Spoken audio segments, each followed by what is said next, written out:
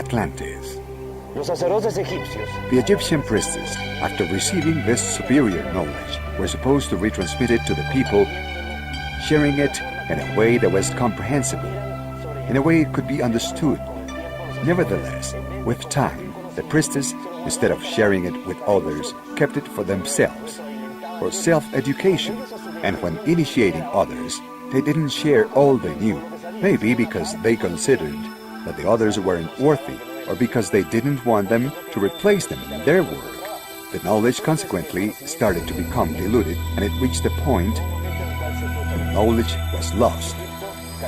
Egypt fell under the influence of these terrifying dark forces that tried to get humanity to forget. So after failing in working with a wide group of people and also with an elite of individuals, it was decided to work with one individual and to program his or her genetics. By chance, the chosen one was Abraham, psychic since birth. He used to easily have telepathic communication with these beings, and what is more, he was such an intelligent man with such broad judgment that he accepted at that time, when there were 1,000 commonly accepted gods, the idea of one single god, which was a very advanced concept. The idea became to program Abraham's line of descendants, and you can see very clearly that all through the sacred history there is evidence of serious genetic manipulations or interventions of these beings. For example, Abraham was not able to have children with Sarah. Nevertheless, with the help of those from above, they finally had Isaac. Isaac married Rebekah, but Rebekah was not able to have children either. Nevertheless, with the Lord's help, she conceived Jacob and Esau. Jacob married his cousin Leah, and then Rachel, the one who he really loved, but she was sterile too. But with the help of these beings from other worlds, she finally conceived Joseph, he of the premonitory dreams, he of the talent of prophecy, the one who interpreted the Pharaoh's dreams. Samson was the son of sterile parents, Samuel the same. Mary the Virgin was the daughter of Joachim and Anna. They were not able to have children. With intervention from the heavens, Mary is born, creating conditions for the birth of Jesus Christ, who was not an extraterrestrial, but an extraordinary terrestrial. The New Testament tells the story of Jesus. Jesus had been a person, a human being on the earth, who through multiple reincarnations on this planet had reached a high evolutionary level. He did not need to reincarnate. However, out of love for humanity, he accepted his destiny to come back. He prepared himself for his 3 years of public life in such a way that a cosmic symbiosis took place in him, a transmigration, by which a being from the category of the sons of God, a jealous, a shining one of the creator parents named Meier, fused with him, coexisted with him during those 3 years, keeping him company in the realization of his great mission. What did this great mission consist of? Specifically to teach humanity that love is the strongest force in the universe, capable of overcoming everything and transforming everything, including overcoming death, understanding love as respect, tolerance, and forgiveness among human beings. The day will come, according to the Apocalypse, that humanity will have access to a certain knowledge that was hidden for ages.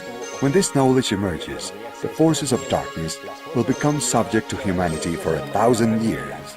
At the end of the 1,000 years, which begin on the 22nd of December, year 2012, a new millennium will start, and at the end of that millennium, it is believed that humanity will take the side of the forces of light in a last great battle, the Battle of Armageddon.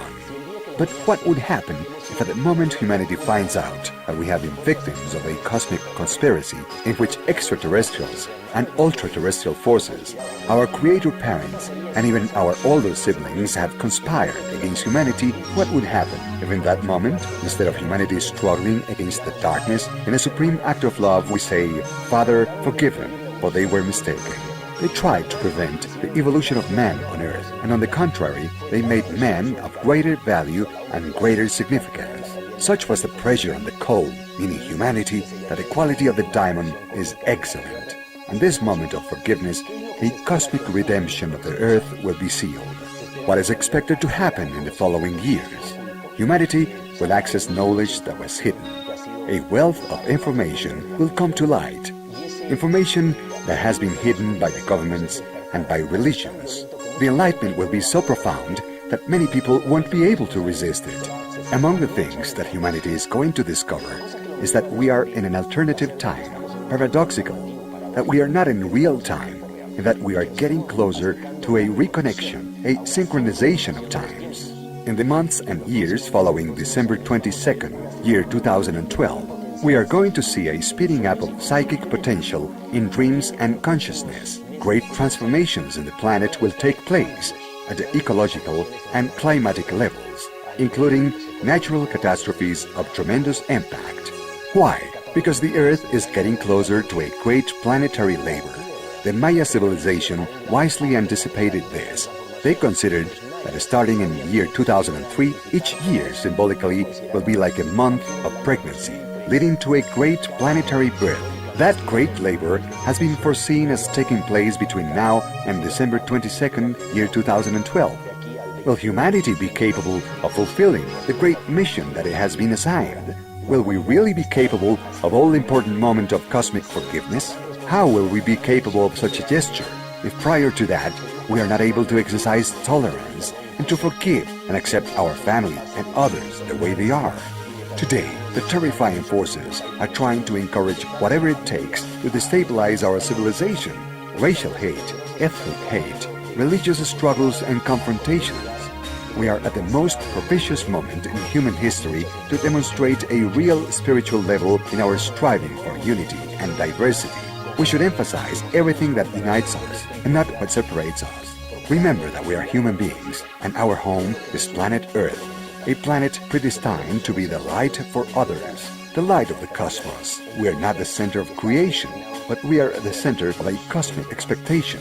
Otherwise, so many extraterrestrial civilizations wouldn't have been coming since immemorial time to our world.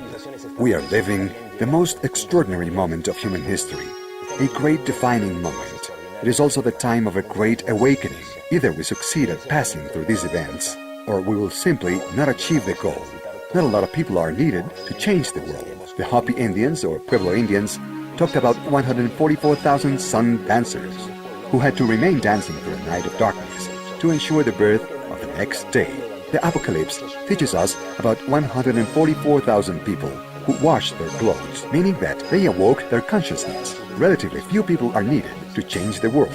What is needed is that all those people who are evolving and growing give their best and remain constant and committed to their process of change. Let's remember that we live in a universe without limits.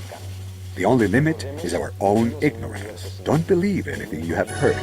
Think, reflect, but the most important thing is to feel, because the truth is inside of everyone. Ya que la verdad está dentro de cada uno.